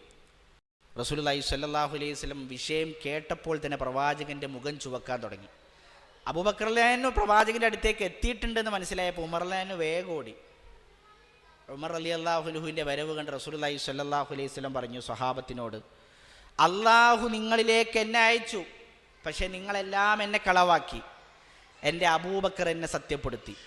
വവാസാനി ബിനഫ്സിഹി വമാലിഹി, തൻ്റെ സമ്പത്ത് കൊണ്ടും ശരീരം കൊണ്ടും അബൂബക്കർ എന്നെ സഹായിച്ചു. ഫഹൽ താരികൂ ലി സാഹിബി, അതുകൊണ്ട് എൻ്റെ അബൂബക്കറിനെ നിങ്ങൾക്കൊന്ന് ഉപേക്ഷിച്ചുകൂടെ? അബൂബക്കറും ഫിൽ ജന്ന, സ്വർഗത്തിലാണ് എന്ന് റസൂൽ സല്ലല്ലാഹു അലൈഹി വസല്ലം പറഞ്ഞ സഹാബി. ഈ ഉമ്മത്തിൽ നിന്ന് ആദ്യം സ്വർഗത്തിലേക്ക് പ്രവാചകന് ശേഷം പ്രവേശിക്കുമെന്ന് പറഞ്ഞ വ്യക്തി. ആ അബൂബക്കർ സിദ്ദീഖ് റളിയല്ലാഹു അൻഹുവിനെ കുറിച്ചാണ് ആയിഷ റളിയല്ലാഹു അൻഹ പറഞ്ഞ്, എൻ്റെ ഇപ്പം ഖുർആൻ ഓതിയാൽ കരയാൻ തുടങ്ങും. പ്രിയമുള്ളവരെ, ഞാൻ സൂചിപ്പിച്ചു വന്നത് സ്വഹാബാക്കളെ ഇതുപോലെ സ്വാധീനിച്ച ഈ പരിശുദ്ധ ഖുർആൻ നമ്മളെ എങ്ങനെ സ്വാധീനിച്ചു എന്നുള്ളതാണ്. അത് ഏറ്റവും പ്രധാനപ്പെട്ട, വളരെയധികം ചിന്തിക്കേണ്ടുന്ന ഒരു പോയിൻ്റാണ്. ഖുർആനോടുള്ള കടമകൾ നമ്മൾ നിറവേറ്റാത്തോടത്തോളം കാലം, ഖുർആനോടുള്ള കടമകൾ, ബാധ്യതകൾ നമ്മുടെ ജീവിതത്തിലേക്ക് ചേർത്ത് വെക്കാത്തോടത്തോളം കാലം, പ്രിയമുള്ളവരെ, ഖുർആൻ നമ്മളെ സ്വാധീനിക്കുകയില്ല. ഖുർആനിൻ്റെ സ്വാധീനം, ഖുർആനിൻ്റെ മാസ്മരികത, അത്ഭുതം നമ്മുടെ ജീവിതത്തിൽ തെളിഞ്ഞു കാണണമെങ്കിൽ ഖുർആനിനോടുള്ള ബാധ്യതകൾ, കടമകൾ നമ്മൾ നിറവേറ്റേണ്ടതുണ്ട്. എന്താണ് ഖുർആനോട് നമുക്കുള്ള ബാധ്യതകൾ? ധാരാളം ബാധ്യതകളുണ്ട്. സൂറത്ത് മുഹമ്മദിൽ അല്ലാഹു സുബ്ഹാനഹു വ തആല ചോദിച്ചില്ലേ, അഫലാ യതദബ്ബറൂനൽ ഖുർആൻ, ഖുർആനിനെ കുറിച്ച് അവർ ഉറ്റാലോചിക്കുന്നില്ലേ? അതല്ല, അവിടെ ഹൃദയങ്ങൾക്ക് പൂട്ടിട്ട് വെച്ചിരിക്കുകയാണോ? അം അലാ ഖുലൂബിൻ അഖ്ഫാലുഹ, ഹൃദയങ്ങൾ പൂട്ടിട്ട് വെച്ചിരിക്കുകയാണോ? പ്രിയമുള്ള വിശ്വാസികളെ, നമുക്ക് അവിടെ പറയാൻ സാധിക്കണം, അല്ലാഹ്, എൻ്റെ കണ്ണുകൾ, എൻ്റെ കാതുകൾ, എൻ്റെ ഹൃദയം, എൻ്റെ ശരീരം നിൻ്റെ ഖുർആനിന് മുന്നിൽ ഞാനിതാ തുറന്നു വെച്ചിരിക്കുന്നു. ആ ചോദ്യത്തിന് മുന്നിൽ നമുക്ക് അള്ളാഹുവിനോട് മറുപടി പറയാൻ സാധിക്കണം. അങ്ങനെ മറുപടി പറയാൻ സാധിച്ചാൽ മാത്രമേ ഖുർആൻ്റെ സ്വാധീനം നമ്മുടെ ജീവിതത്തിലുണ്ടാകൂ. അങ്ങനെ ഖുർആൻ്റെ സ്വാധീനം ലഭിക്കണമെങ്കിൽ, മറുപടി പറയാൻ സാധിക്കണമെങ്കിൽ ഖുർആനോടുള്ള കടമകൾ നമ്മൾ നിറവേറ്റണം. ഖുർആനോട് നമുക്കുള്ള ഏറ്റവും പ്രധാനപ്പെട്ട ഒന്നാമത്തെ കടമ ഖുർആൻ്റെ പാരായണമാണ്. ഞാൻ ഈ കടമകൾ പറയുന്നതിന് മുമ്പേ വളരെ ഗൗരവത്തോടു കൂടി നിങ്ങളോട് പറയാണ്, നമ്മുടെ നാടുകളിലൊക്കെ നടക്കുന്ന QHLS ഉണ്ടാവും, ഖുർആൻ ഹദീസ് ലേണിംഗ് സ്കൂൾ. ഖുർആനിലെ ഓരോ ആയത്തുകളും ഇങ്ങനെ എഴുതി അതിൻ്റെ ആശയങ്ങൾ പറഞ്ഞ് ഹദീസുകളും തഫ്സീറുകളും വെച്ച് പഠിപ്പിച്ച് തരുന്ന ക്ലാസ്സുകൾ. ഈ ക്ലാസ്സിൽ സ്ഥിരമായി പങ്കെടുക്കുന്ന ഒരാൾക്ക് ഞാൻ ഈ പറയാൻ പോകുന്ന ഖുർആനിനോടുള്ള മുഴുവൻ കടമകളും നിറവേറ്റാൻ സാധിക്കും എന്നുള്ളതാണ്. അതുകൊണ്ട് ആത്മാർത്ഥമായി പറയട്ടെ, നമ്മുടെ ശാഖകളിലുള്ള, നമ്മുടെ നാടുകളിലുള്ള ഖുർആൻ ക്ലാസ്സുകളിൽ നമ്മുടെ കുട്ടികളെയും നമ്മുടെ ഭാര്യയെയും കൂട്ടി നമ്മൾ പങ്കെടുക്കണം. ഞാൻ പറഞ്ഞത് ഖുർആനിനോടുള്ള എല്ലാ കടമകളും നമുക്കവിടെ നിറവേറ്റാൻ സാധിക്കും എന്നുള്ളത് കൊണ്ടാണ്. ഞാൻ പറഞ്ഞ ഒന്നാമത്തെ കടമ ഖുർആനിൻ്റെ പാരായണം, കേവല പാരായണം. അർത്ഥമെങ്കിലും ശരി, ഇല്ലെങ്കിലും ശരി, ഓതാൻ ശരിയായ രൂപത്തിൽ കഴിയാത്ത ആളാണെങ്കിലും ശരി, ഓതുക. എന്നും ഖുർആൻ ഇങ്ങനെ ഓതുക. നമ്മുടെ ജീവിതത്തിലെ എല്ലാ ബർക്കത്തുകളും ഖുർആനിലാണ്. മഹാനായ സുലൈമാൻ അർ-റുഹൈലി ഹഫിളഹുല്ലാ, സൗദി അറേബ്യയിലെ വലിയ പണ്ഡിതനാണ്. അദ്ദേഹം ഒരു ദർസിൽ പറഞ്ഞത് കാണാം, ജീവിതത്തിൽ ഒരു ദിവസത്തിൽ നിങ്ങൾക്ക് ബർക്കത്ത് ലഭിക്കണമെങ്കിൽ നിങ്ങളുടെ ജീവിതം ഖുർആൻ കൊണ്ടാരംഭിക്കണം. അഥവാ രാവിലെ എഴുന്നേറ്റ് സുബ്ഹ് നമസ്കരിക്കുമ്പോൾ അതിനുശേഷം ഖുർആനുമായി ഒരല്പസമയം നമുക്ക് പങ്കുവെക്കാൻ സാധിച്ചാൽ, ഒരു പേജ് 2 പേജ് ദിവസവും ഖുർആനിൽ നിന്ന് ഓതാൻ സാധിച്ചാൽ, ആ ദിവസത്തിൽ നമ്മുടെ ആയുസ്സിലും നമ്മുടെ അമലുകളിലും നമ്മുടെ പ്രവർത്തനങ്ങളിലും നമ്മുടെ സമയത്തിലും അല്ലാഹു സുബ്ഹാനഹു വ തആല ബർക്കത്ത് നൽകും എന്നുള്ളതാണ്. അത് ഖുർആൻ ഓതുന്നവർക്ക് കിട്ടുന്നൊരു മഹത്വമാണ്. നിങ്ങൾ ഖുർആൻ ക്ലാസ്സുകളിൽ വന്നാൽ 3-4 ആയത്തുകളാണ് ഒരു ക്ലാസ്സിലെടുക്കുക. ഓരോ ആയത്തുകളും 5-6 തവണയാണ് ഓദിക്കുന്നത്. 4-5 ആയത്തുകൾ 5-6 തവണ ഓതുമ്പോഴേക്ക് എത്ര തവണ നമ്മൾ മുഴുവൻ ഓതി? റസൂലുള്ളാഹി സ്വല്ലല്ലാഹു അലൈഹി വസല്ലം പറഞ്ഞത്, അലിഫ് ലാം മീം, അലിഫ് ഒരു ഹർഫാണ്, ലാം ഒരു ഹർഫാണ്, മീം ഒരു ഹർഫാണ്. അലിഫ് ലാം മീം എന്ന് ഓതുമ്പോഴേക്ക് 30 കൂലി കിട്ടുമെന്നാണ് റസൂലുള്ളാഹി സ്വല്ലല്ലാഹു അലൈഹി വസല്ലം. മറ്റേത് ഗ്രന്ഥത്തിന് കിട്ടും അങ്ങനെ വെറുതെ ഓതുമ്പോഴേക്കിന് കൂലി? ഇന്നല്ലദീന യത്ലൂന കിതാബല്ലാഹ് വ അഖാമുസ്സലാത്ത വ അൻഫഖൂ മിമ്മാ റസഖ്നാഹും സിർറൻ വ അലാനിയ. ഖുർആൻ ഓതുന്ന ആളുകൾ, നിസ്കരിക്കുന്ന ആളുകൾ, സ്വതക്ക നൽകുന്ന ആളുകൾ, യർജൂന തിജാറത്തൻ ലൻ തബൂർ. അവർ പ്രതീക്ഷിച്ചു കൊണ്ടിരിക്കുന്നത് നഷ്ടമില്ലാത്ത കച്ചവടമാണ്. നിങ്ങൾ ആലോചിച്ച് നോക്കി, നമ്മളൊക്കെ ബിസിനസ്സുകാരേക്കരം. നമ്മളിങ്ങനെ നമ്മളെ കടയുടെ നമ്മളെ ബിസിനസ്സിൻ്റെ പ്ലാനൊക്കെ ഇങ്ങനെ രാത്രി ഉറക്കൊഴിച്ചിരുന്ന ടെൻഷൻ അടിച്ചിങ്ങനെ വരച്ച് എഴുതി ഉണ്ടാക്കും. പക്ഷേ മാസാവസാനം കൊല്ലാവസാനം ഇങ്ങനെ കണക്ക് നോക്കുമ്പോൾ ചിലപ്പോൾ നഷ്ടങ്ങളേക്കരം. എന്നാൽ ഖുർആൻ പാരായണത്തിനെ കുറിച്ച് അല്ലാഹ് പറയാണ്, ഖുർആൻ ഓതുന്നവർ അവർ ചെയ്യുന്നത് തിജാറത്തൽ തബൂർ, നഷ്ടമില്ലാത്ത കച്ചവടമാണ്. ഓതിയോ അതിൻ്റെ പ്രതിഫലം പരലോകത്ത് ലഭിച്ചിരിക്കും. ആ സമയം നഷ്ടപ്പെട്ടു പോകുന്നില്ല എന്നർത്ഥം. അതുകൊണ്ട് പ്രിയമുള്ളവരെ, ഖുർആൻ ഓതാൻ ഒരു സമയം നമ്മൾ കണ്ടെത്തണം. നമ്മൾ മാത്രമല്ല, നമ്മളെ മക്കളെ ഓദിക്കണം. ഇപ്പം നിങ്ങൾക്കൊക്കെ അറിയുണ്ടാവും, പണ്ട് കാലഘട്ടങ്ങളിൽ ഇശാ മഗ്‌രിബിന്റെ ഇടയിൽ സ്ഥിരമായി നമ്മുടെ വീടുകളിൽ ഖുർആൻ ഓതാനൊരു സമയം കണ്ടെത്തിയിരുന്നു. ചില വീടുകളിൽ സുബ്ഹിന് ശേഷം. ഇപ്പം ഞാൻ സൂറത്തുൽ മുൽക്ക് ഹിഫ്ള് പഠിച്ചത് ഹിഫ്ള് പഠിക്കാൻ വേണ്ടി പഠിച്ചതല്ല. എൻ്റെ ഉമ്മാൻ്റെ നിർബന്ധമായിരുന്നു മഗ്‌രിബ് നമസ്കാരം കഴിഞ്ഞാൽ സൂറത്തുൽ മുൽക്ക് ഓതണം. അതിൻ്റേതായ പ്രത്യേകതകൾ റസൂലുള്ളാഹി സ്വല്ലല്ലാഹു അലൈഹി വസല്ലം പഠിപ്പിച്ചിട്ടുണ്ടല്ലോ. സ്കൂളിൽ പരീക്ഷയാണെങ്കിലും ശരി, എത്ര ഹോംവർക്ക് ഉണ്ടെങ്കിലും ശരി, സൂറത്തുൽ മുൽക്ക് ഓതിയിട്ടേ മറ്റ് പുസ്തകങ്ങൾ എടുക്കാൻ പറ്റൂ. അങ്ങനെ ഓതി ഓതി ഓതി ഹിഫ്ളായി പോയതാണ്. ഞാൻ പറഞ്ഞു, നമുക്ക് പറയാൻ സാധിക്കുമോ എൻ്റെ കുട്ടി ഇന്ന സൂറത്ത് ഹിഫ്ളാക്കിയത് ഞാൻ പഠിപ്പിച്ചു കൊടുത്തിട്ടാണ്, എൻ്റെ കുട്ടി ഇന്ന ആയത്തുകൾ പഠിച്ചത് എൻ്റെ കൂടെ ഇരുന്ന് ഓതിയിട്ടാണ്? പ്രിയമുള്ളവരെ, നമുക്ക് പറയാൻ സാധിക്കുമോ? ഒരുപാട് രക്ഷിതാക്കൾ തങ്ങളുടെ സിംഹഭാഗം ചെലവഴിക്കുന്നത് മക്കൾക്ക് വേണ്ടിയാണ്. വർഷങ്ങളോളം മരുഭൂമിയിൽ നിന്നും വിയർപ്പൊഴിക്കും ടെൻഷൻ അടിച്ചും തങ്ങളുടെ ജീവിതത്തിൻ്റെ ഒരു വലിയ ഭാഗം ചിലവഴിക്കുന്നത് മക്കൾക്ക് വേണ്ടിയാണ്. എന്നിട്ട് അവസാനം ആ മക്കൾ ഖുർആൻ ഓതാൻ പോലും അറിയാത്ത രൂപത്തിലാണ് നമ്മൾ അവരെ വിട്ടേച്ച് പോകുന്നതെങ്കിൽ എത്ര ദൗർഭാഗ്യവാന്മാരാണ് നമ്മളെന്ന് ആലോചിച്ചു. ഇപ്പോൾ കഴിഞ്ഞ ദിവസം ഒരാൾ എനിക്ക് വിളിച്ചിരുന്നു, ചാവക്കാട് നിന്ന്. അവിടെ ഒരു മയ്യത്തുസ്കാരത്തിൽ പങ്കെടുത്തൊരു സംശയം ചോദിക്കാൻ വിളിച്ചാണ്.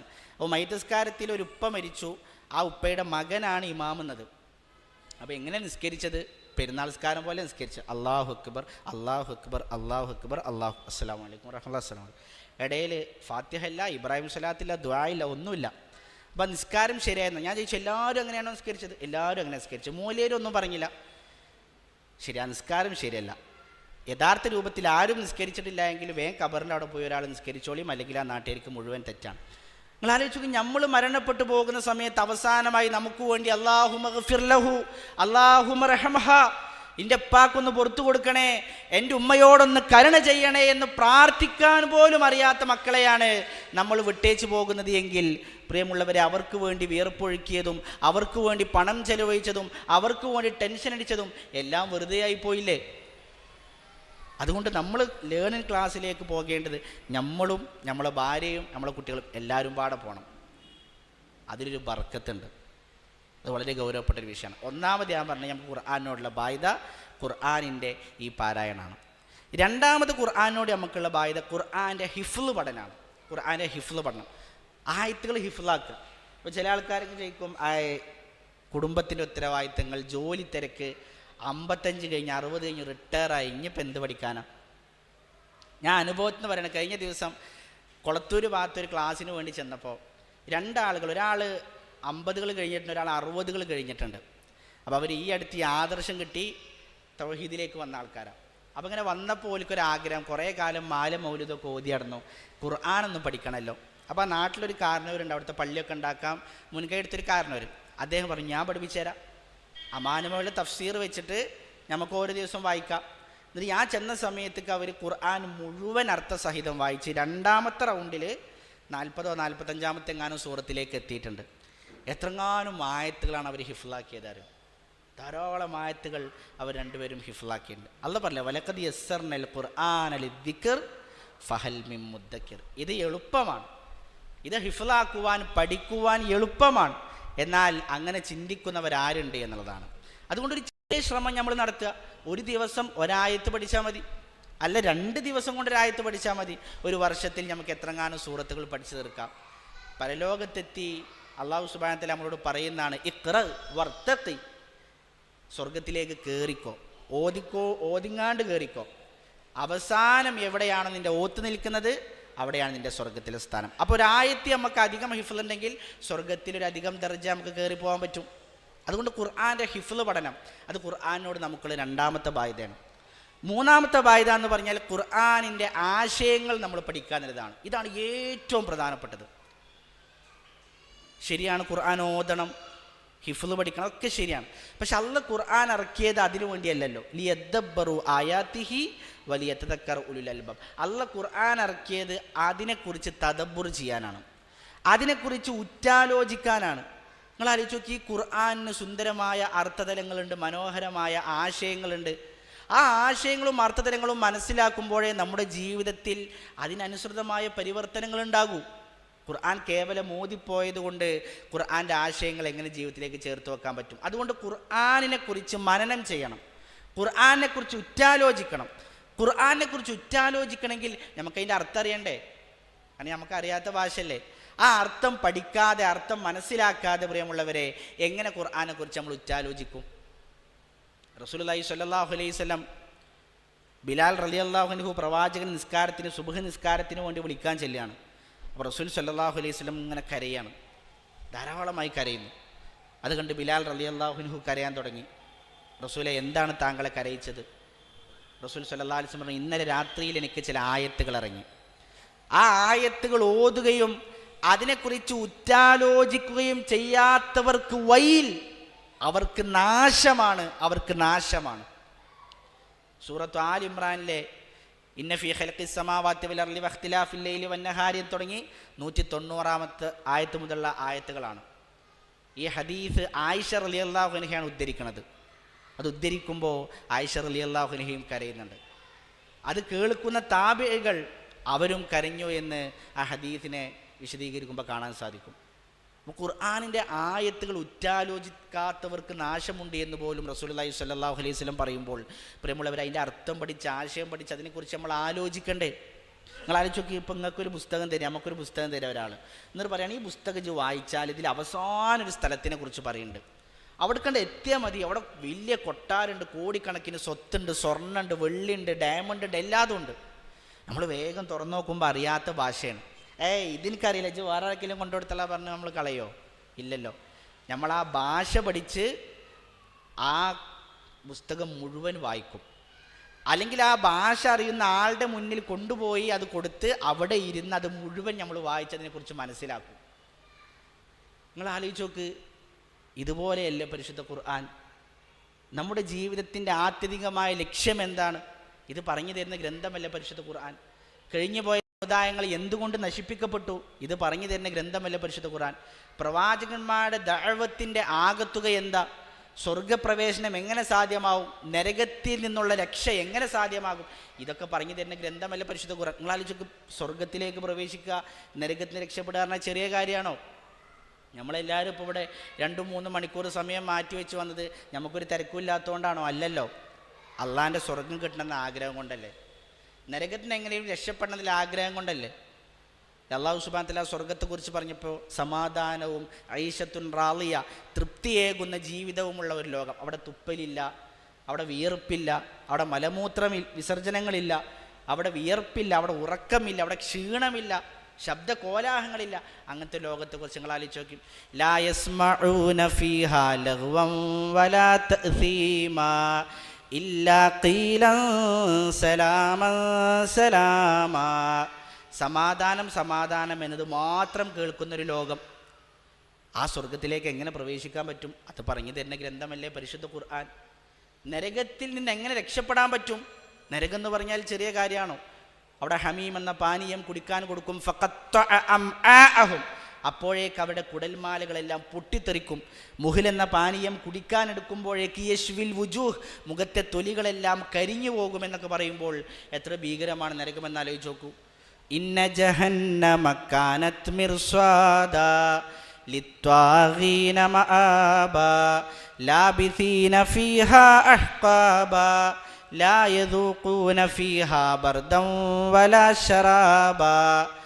ആസ്വാദനം നൽകുന്നതോ തണുപ്പുള്ളതായോ ഒരു വെള്ളം ആ നരകത്തിൽ ലഭിക്കൂല എന്ന് പറയുമ്പോൾ എത്ര ഗൗരവമാണെന്ന് ആലോചിച്ചു. ആ നരകത്തിൽ നിന്ന് എങ്ങനെ രക്ഷപ്പെടാൻ പറ്റും? അത് പറഞ്ഞു തരുന്ന ഗ്രന്ഥമാണ് പരിശുദ്ധ ഖുർആൻ. അപ്പോൾ പ്രിയമുള്ളവരെ, ആ ഭാഷ നമ്മൾ പഠിച്ച് ഖുർആൻ ഒന്നൊരാവർത്തി നമ്മൾ മുഴുവൻ വായിച്ചോ? അതല്ലെങ്കിൽ ആ ഭാഷ പഠിച്ച ഒരാൾ ഖുർആനിൻ്റെ ഓരോ ആയത്തുകളുടെയും ആശയങ്ങൾ പറഞ്ഞു തരുമ്പോൾ ഒരു നോട്ട് ബുക്കും പേനയും എടുത്ത് ലേണിംഗ് ക്ലാസ്സിൽ പോയിരുന്ന് അതൊന്ന് എഴുതി പഠിക്കാൻ, മനസ്സിലാക്കാനുള്ള ഒരു ശ്രമം നമ്മുടെ ഭാഗത്ത് നിന്ന് ഉണ്ടായിട്ടുണ്ടോ? ഇത് എത്ര ഗൗരവമുള്ള വിഷയം. നമ്മളിപ്പോൾ ഈ ക്ലാസ് കഴിഞ്ഞ് കമ്മ്യൂണിറ്റി ഹാളിനോട് ഇറങ്ങി പോകുമ്പോൾ ആ റോട്ടിലാണ്ട് വീണു,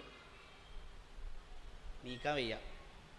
നമ്മളിങ്ങനെ പ്രയാസപ്പെട്ട് അവിടെ നിൽക്കുന്ന സമയത്താണ് വേറൊരാൾ വന്ന് നമ്മളെ നീപ്പിച്ചു, നമ്മളെ വണ്ടിയിലേക്ക് കയറ്റി വീട്ടിലേക്ക് കൊണ്ടുപോയി നമുക്ക് ആവശ്യമായ ശുശ്രൂഷകളെല്ലാം ചെയ്തെന്നു. അയാൾ പോരാൻ നേരത്തെ നമ്മൾ അയാളോട് എന്തൊക്കെ പറയും?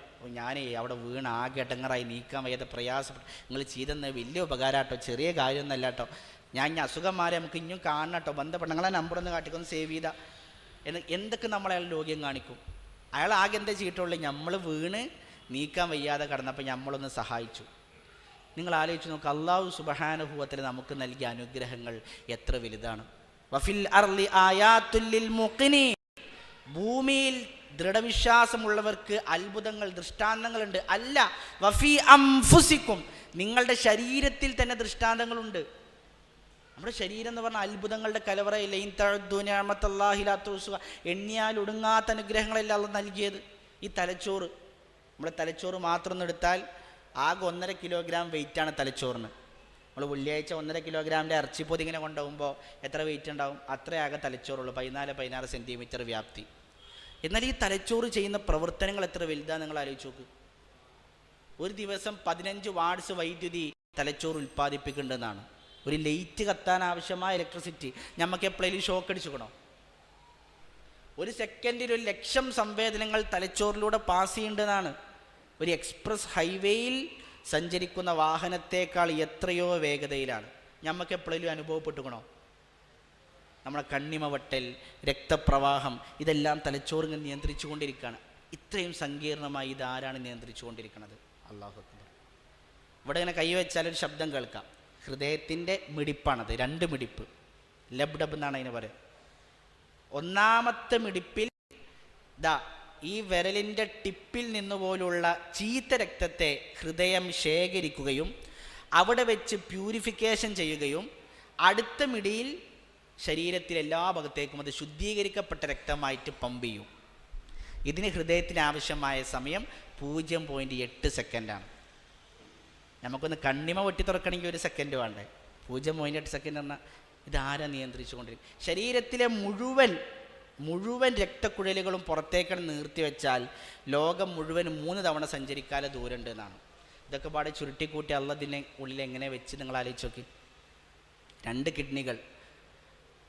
കഴിഞ്ഞ ദിവസം എൻ്റെ ഉമ്മയുടെ ഒരു സുഹൃത്ത്, അവർക്ക് കിഡ്നി രോഗിയാണ്, ഡയാലിസിസ് ചെയ്തുകൊണ്ടിരിക്കുകയാണ്. അവർ മരണപ്പെട്ടു. അള്ളാഹു അവരുടെ കബറിടം വിശാലമാക്കി കൊടുക്കുമാറാകട്ടെ.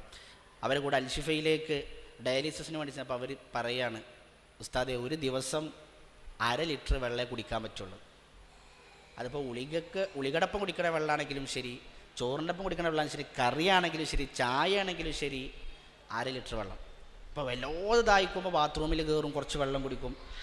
അപ്പോൾ ശരീരമൊക്കെ വീർക്കും, വല്ലാത്ത വേദനയക്കരം. അള്ളാഹുവിൻ്റെ അവസ്ഥ നമ്മൾ കാത്തുരക്ഷിക്കുമാറാവട്ടെ. ഒരു കിഡ്നി പോയാലും അവസ്ഥ ഇനി പറയണത്. അള്ളാഹു സുബ്ഹാനഹു വ തആല നമുക്ക് നൽകിയ അനുഗ്രഹങ്ങൾ എത്ര വലുതാണ് നിങ്ങൾ ആലോചിച്ച് നോക്കി. ആ അള്ളാഹു സുബ്ഹാനഹു വ തആല എന്നിട്ട് നമുക്ക് അവൻ്റെ ഉപദേശങ്ങളാണ് എന്ന് പറഞ്ഞൊരു ഗ്രന്ഥം ഇറക്കി തന്നു. യാ അയ്യുഹന്നാസ് ഖദ് ജാഅതുകും മൗഇളത്തും മിർ റബ്ബിക്കും, നിങ്ങളുടെ റബ്ബിൻ്റെ ഉപദേശമാണ്. ഇവിടെ ഇരിക്കെ ഒരു 5 മിനിറ്റ് ഞാൻ അതിനെക്കുറിച്ച് കാര്യങ്ങൾ പറഞ്ഞുതരാം, ഒന്ന് ഉപദേശിക്കട്ടെ എന്ന് പറയുമ്പോൾ എന്നിട്ട് പോയി എൻ്റെ ഉപദേശക്ക് വേണ്ട എന്ന് പറയുമ്പോൾ അത് എത്ര വലിയ ധിക്കാരം എന്ന് ആലോചിച്ച് നോക്കും. നമ്മൾ കുടിച്ചുകൊണ്ടിരിക്കുന്ന, കഴിച്ചുകൊണ്ടിരിക്കുന്ന, ആസ്വദിക്കുന്ന മുഴുവൻ അനുഗ്രഹങ്ങളും നമുക്ക് നൽകിയ അല്ലാഹുദ എൻ്റെ ഉപദേശമാണ് എന്ന് പറഞ്ഞ് 114 സൂറത്തുകളിൽ 6000 ചില്ലാനം വചനങ്ങൾ ഇറക്കിയിട്ട് എനിക്കത് വേണ്ട, എനിക്കത് പഠിക്കാൻ സമയമില്ല എന്ന് പറയുന്നവൻ എത്ര വലിയ ധിക്കാരമാണ് അള്ളാഹു കാണിക്കണത് നിങ്ങൾ ആലോചിച്ച് നോക്കി. അതുകൊണ്ട് പ്രിയമുള്ളവരെ, ഒരു തീരുമാനം നമ്മൾ എടുക്കണം. അൽ ഫാത്തിഹ മുതൽ സൂറത്തുൻ നാസ് വരെ എൻ്റെ റബ്ബിന് എന്നോട് എന്താ പറയുന്നത് എനിക്കൊന്ന് വായിക്കണം. സലഫുകൾ പറയാറുണ്ട്, ഞങ്ങൾക്ക് അള്ളാഹിനോട് സംസാരിക്കാൻ തോന്നിയാൽ ഞങ്ങൾ 2 റക്അത്ത് നിസ്കരിക്കും. അള്ളാഹിനോടുള്ള മുനാജാത്ത്, രഹസ്യ സംഭാഷണമാണ് നിസ്കാരം എന്ന് പറഞ്ഞാൽ.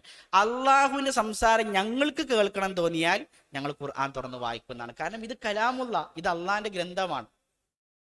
അതുകൊണ്ട് പ്രിയമുള്ളവരെ, നമ്മുടെ നാടുകളിലൊക്കെ ഉണ്ടാവും ലേണിംഗ് ക്ലാസ്സുകൾ. അവിടെ നിങ്ങൾ ചെന്നിരുന്നാൽ അവിടെ ഇങ്ങനെ എഴുതി, ബോർഡും എഴുതി അല്ലെങ്കിൽ ഓതി തഫ്സീർ സഹിതം അള്ളാഹു നമ്മളോട് പറയുന്ന ഓരോ കാര്യങ്ങളും നമുക്കവിടെ വിശദീകരിച്ചു തരും. അത് കേൾക്കാനുള്ള സമയം പോലും നമ്മൾ കണ്ടെത്തിയിട്ടില്ലെങ്കിൽ പ്രിയമുള്ളവരെ, പരലോകത്തതിൻ്റെ പേരിൽ വലിയ ഖേദങ്ങൾ നമുക്കുണ്ടാവും എന്നുള്ളതാണ്. ഇത് ഞാൻ പറഞ്ഞത് നമ്മൾ മാത്രമല്ല, ഇത് നമ്മളെ മക്കളും പഠിപ്പിക്കണം. കാരണം ഇപ്പം നിങ്ങൾക്കാർ എന്നത്തെ ഒരു കാലം, ഇപ്പം നമ്മളെ ഈ പെരിന്തൽമണ്ണ അടുത്ത് കുന്നപ്പള്ളി ഒരു new hope de addiction centre ഉണ്ട്. ഒരു പക്ഷേ നിങ്ങൾക്ക് എല്ലാവർക്കും അറിയുണ്ടാവും. അവിടെ ഇങ്ങനെ കള്ളും മയക്കുമരുന്നൊക്കെ ഉപയോഗിച്ച് വരുന്ന ആൾക്കാരെ കൊണ്ടിടുന്നൊരു സ്ഥലമാണ്. ഞാനിടയ്ക്ക് അവിടെ ക്ലാസ് എടുക്കാൻ പോക്കുണ്ട്. അപ്പോൾ ലാസ്റ്റ് അവിടെ ചെന്ന സമയത്ത് ഓഫീസിൽ ഇങ്ങനെ ഇരിക്കുമ്പോൾ 18 വയസ്സ് തികയാത്ത ഒരു പയ്യൻ, ഉപ്പയും അവൻ്റെ ജ്യേഷ്ഠനും അവൻ്റെ അളാപ്പ എല്ലാവരും ഉണ്ട്, എല്ലാവരും പാടെ ഇങ്ങനെ വന്നിക്കുക. അപ്പോൾ 18 വയസ്സ് തികഞ്ഞിട്ടില്ലെങ്കിൽ അവിടെ നിർത്താൻ പറ്റൂല, ഒരു ബൈസ്റ്റാൻഡർ കൂടെ വേണം. ഒരു ബൈസ്റ്റാൻഡർ നിർത്തണമെങ്കിൽ അവിടെ 45,000 രൂപയാണ് ഒരു മാസത്തിന്. ഒരു ബൈസ്റ്റാൻഡർ നിർത്തണമെങ്കിൽ അയാൾക്കുള്ള പൈസ കൂടി കൊടുക്കണം. എന്നാലും ആ ഉപ്പ പറഞ്ഞു, എന്നാലും പ്രശ്നമല്ല, എൻ്റെ കുട്ടീനെ ഒരു മാസം ഇവിടെ കടത്തേനെ. ആ ഉപ്പയാണെങ്കിൽ ക്യാൻസറിൻ്റെ 4ാമത്തെ സ്റ്റേജിൻ്റെ ബുദ്ധിമുട്ടുകൾ അനുഭവിച്ചു കൊണ്ടിരിക്കുന്ന ഒരു വ്യക്തി. അള്ളാഹു അയാൾക്ക് എത്രയും പെട്ടെന്ന് ശിഫ നൽകി അനുഗ്രഹിക്കുമാറാകട്ടെ. അപ്പോൾ അവരവിടെ എത്തി. അപ്പോൾ ഫോം ഇങ്ങനെ ഫില്ല് ചെയ്തുകൊണ്ടിരിക്കുന്ന സമയത്ത് ഈ പയ്യൻ വന്നിട്ട് ടേബിൾ മേലടി. എന്നിട്ട് പറഞ്ഞു, ഞാൻ ഇവിടെ കിടക്കൂല കേട്ടോ, ഞാനിവിടെ കിടന്നാൽ ഞാനും ഉപ്പയും ഒരു റൂമിലാണെങ്കിൽ രാവിലെ നീക്കുമ്പോൾ ഒരാളെ ഉണ്ടാവുള്ളൂ, ഞാൻ ഉപ്പയെ കൊല്ലും. 17 വയസ്സിലൊരു പയ്യൻ പറയാണ്, ഞാൻ ഉപ്പാനെ കൊല്ലും. ആ അവസ്ഥയിലേക്കാണ് പ്രിയമുള്ളവരെ ഇന്ന് കാലം എത്തിക്കൊണ്ടിരിക്കുന്നത്. അതുകൊണ്ട് നിങ്ങൾ കുട്ടികൾ നിങ്ങൾ ഡോക്ടറാക്കിക്കോളും പ്രശ്നമില്ല, എഞ്ചിനീയർ ആക്കിക്കോളും പ്രശ്നമില്ല, അതിനൊന്നും ഇസ്ലാം എതിരല്ല. പക്ഷെ ഖുർആൻ പഠിപ്പിക്കണം നിർബന്ധമാണ്. ഡോക്ടറാക്കിയോ എഞ്ചിനീയർ ആക്കിയോ എന്ന് അള്ളാഹ് ചോദിക്കൂല. കുല്ലുക്കും റാഇൻ വ കുല്ലുക്കും മസ്ഊലുൻ അൻ റഇയ്യതിഹി. ഓരോരുത്തരും ഭരണാധികാരികളാണ്. നിങ്ങളുടെ ഭരണാധികാരത്തിന് കീഴിലുള്ള മക്കളെക്കുറിച്ച്, ഭാര്യയെക്കുറിച്ച് നാളെ പരലോകത്ത് അള്ളാഹു ചോദിക്കും. അവർക്ക് ഖുർആൻ പഠിപ്പിച്ചു കൊടുത്തോ? അവർക്ക് ഇസ്ലാമിനെ കുറിച്ച് പഠിപ്പിച്ചു കൊടുത്തോ? പ്രവാചകന്റെ ഹദീസുകളെ കുറിച്ച് പഠിപ്പിച്ചു കൊടുത്തോ? ഈ ചോദ്യം പരലോകത്ത് ഉണ്ടാവും. ഞാൻ പറഞ്ഞു, നമ്മളെ കുട്ടികൾക്ക് നമ്മൾ പറഞ്ഞു കൊടുക്കുന്നത് ആലോചിച്ചൊക്കെ. ലുക്മാൻ അലൈഹി സ്വലാത്തു വസ്സലാമിന്റെ ഉപദേശങ്ങൾ എന്തിനാണ് അള്ളാഹ് ഖുർആനിൽ പറയുന്നത്? ലുക്മാൻ അലൈഹി സ്വലാത്തു വസ്സലാമിന്റെ ഉപദേശത്തിന് അത്ര സ്വാധീനം ഉണ്ടെന്നില്ല, അതുകൊണ്ടാണ്. കഴിഞ്ഞ ദിവസം ഒരു ഗൾഫിൽ നിന്ന് വന്നൊരു കുടുംബം, എൻ്റെ ഉപ്പാന്റെ സുഹൃത്താണ്. അപ്പോൾ അവരുടെ മകൻ, മൂത്ത മകന് +1 പഠിക്കണം. അവന് ഭയങ്കര ബ്രൈറ്റാണ്. ആ ഉപ്പനോട് വന്ന് പറഞ്ഞു, ഭയങ്കര ബ്രൈറ്റാണ്. ഗൾഫിൽ പിന്നെ ഒരു മത്സരം നടന്നു, ഒരു ഹിഫ്ള് മത്സരം. 3 ജുസ് ആണ് ഹിഫ്ള്, 28, 29, 30. അപ്പം ആ മത്സരത്തിൽ അറബികളുണ്ട്, ലബനാനികളുണ്ട്, പാകിസ്ഥാനികളുണ്ട്, എല്ലാവരും പിന്തള്ളി എൻ്റെ കുട്ടിയാണ് ഫസ്റ്റ്. ഞാൻ പറഞ്ഞു, ആയിക്കോട്ടെ, നല്ലത്. ഒരു സ്വർണത്തിന് മെഡലൊക്കെ കിട്ടിയിട്ടുണ്ട്, ശരി. പക്ഷെ അവനിപ്പോൾ എന്തോ ഒരു കാര്യം, ഇങ്ങനെ പ്രശ്നങ്ങൾ എന്തൊക്കെ ചില ഉണ്ട്. അപ്പോൾ ഒരു കാര്യം സംസാരിക്കാനുണ്ട്, അതുകൊണ്ട് നിങ്ങൾ എന്ത് ചെയ്യണം, ഒന്ന് സംസാരിക്കണം എന്ന് പറഞ്ഞു. എൻ്റെ തൊട്ടടുത്താണ് അവരെ വീട്. അപ്പോൾ ഞാൻ പറഞ്ഞു, ശരി, സംസാരിക്കാമെന്ന് പറഞ്ഞു. അപ്പം ഞാൻ അങ്ങനെ വിചാരിച്ചു, എന്താ ഇപ്പം എന്നോടൊക്കെ സംസാരിക്കണ്ടേ, ഇത്രയും ബ്രൈറ്റായ, ഇത്രയും ദീനിയായ ഒരു പയ്യൻ, എന്തേലും ദിക്റുകളോ അല്ലെ എന്തേലും ഇസ്ലാമികമായ സംശയങ്ങളോ തീർക്കാനായിരിക്കും രാത്രി വരാൻ വേണ്ടി പറഞ്ഞു. ഞാൻ 2 ദിവസം, ശനി ഞായർ മാത്രമേ വീട്ടിലുണ്ടാവുള്ളൂ, ബാക്കി ജോലി സ്ഥലത്തേക്കരം. അപ്പോൾ അവൻ ശനിയാഴ്ച വന്നു, രാത്രി കുറച്ചു നേരം സംസാരിച്ചപ്പോൾ മനസ്സിലായി, ഇത് ഈ രാത്രി കൊണ്ട് സംസാരിച്ചാൽ തീരണമല്ല. പിറ്റേ ദിവസവും രാത്രി വരാൻ പറഞ്ഞു. ആ രാത്രി ഒരു സിംഹഭാഗം സംസാരിച്ചു. അപ്പോൾ ലൈംഗികപരമായി ഒരു വലിയ കുറ്റം രഹസ്യമായിട്ട് എന്ത് ചെയ്യാണ്, അവരിങ്ങനെ സൂക്ഷ്മമായി കൊണ്ടു നടക്കുന്ന ഒരാളാണ്. ഞാൻ വേഗം ഹാരിസ് മൊയ്‌ലിയുടെ അടുത്ത് അവനെ കൊണ്ടുപോയി, പിന്നെ അവിടെ നിന്നാണ് ട്രീറ്റ് ചെയ്തത്. ഞാൻ പറഞ്ഞത്, ഞാൻ അവനോട് ഇതിൻ്റെ ദൂഷ്യഫലങ്ങളൊക്കെ പറഞ്ഞു കൊടുത്തു. ദുനിയാവിലും പരലോകത്തും ലഭിക്കാനുള്ള ഇതിൻ്റെ ദൂഷ്യഫലങ്ങൾ പറഞ്ഞു കൊടുത്തു. അത് മുഴുവൻ അവന് കേട്ടു. എന്നിട്ട് അവൻ എന്നോട് അത് പറയാൻ ഞാൻ ഇത്രയും ഈ അനുഭവം പറഞ്ഞു. അവൻ എന്നോട് പറഞ്ഞു, ഉസ്താദേ, ഇത്രയും വലിയ അപകടമാണ് ഇത് എന്ന് എൻ്റെ ഉമ്മയും ഉപ്പയും എനിക്ക് പറഞ്ഞെന്നില്ലല്ലോ എന്നാണ്. ഗൾഫിൽ അവരെനിക്ക് വേണ്ട എല്ലാ സൗകര്യങ്ങളും ഒരുക്കി തന്നു. 1000 കൊടുത്ത് സ്കൂളിൽ പഠിപ്പിച്ചു, കടക്കാനുള്ള നല്ല സൗകര്യങ്ങൾ ഒരുക്കി തന്നു, ഭക്ഷണം തന്നു, വെള്ളം തന്നു, വസ്ത്രം തന്നു. പക്ഷേ ഇത് പരലോകത്ത് എന്നെ നശിപ്പിക്കുന്ന തിന്മയാണ് എന്ന് എൻ്റെ ഉമ്മയപ്പേക്ക് പറഞ്ഞെന്നില്ലല്ലോ എന്നാണ്. പ്രിയമുള്ളവർ, ആലോചിച്ച് നോക്കി, നമ്മളെ കുട്ടിക്ക് നമ്മൾ ഖുർആൻ പഠിപ്പിച്ചു കൊടുക്കായിട്ട്, ഖുർആനിലെ ആശയങ്ങൾ പഠിപ്പിച്ചു കൊടുക്കാത്തതിൻ്റെ പേരിൽ അവർ വഴിവിഴച്ചു പോയി. നാളെ പരലോകത്തെത്തി നമുക്കെതിരെ അവർ സംസാരിക്കുന്ന ഒരവസ്ഥയുണ്ടായാൽ അള്ളാന്റെ മുമ്പിൽ നമ്മൾ എന്ത് മറുപടി പറയും?